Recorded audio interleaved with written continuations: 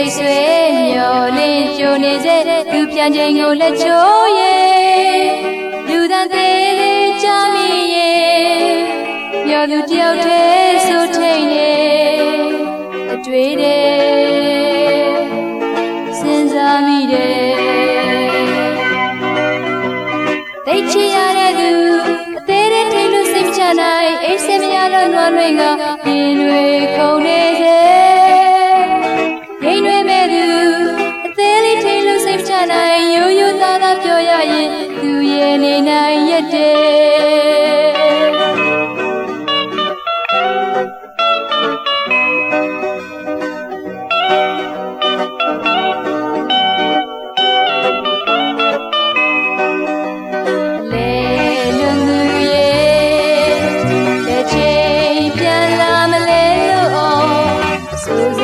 မှန်စားကမျောမိသူလေးဆောင်ကားနေစေမြင်ရောက်နေသူခြေလမ်းကလာရလန်းလေးတော့ငေးကြည့်တဲ့အခါအလွယ်တဲ့လွမ်းရိပ်ခေခေရပြီမဆုံးနဲ့အတွေ့ဆက်မိတယ်လေ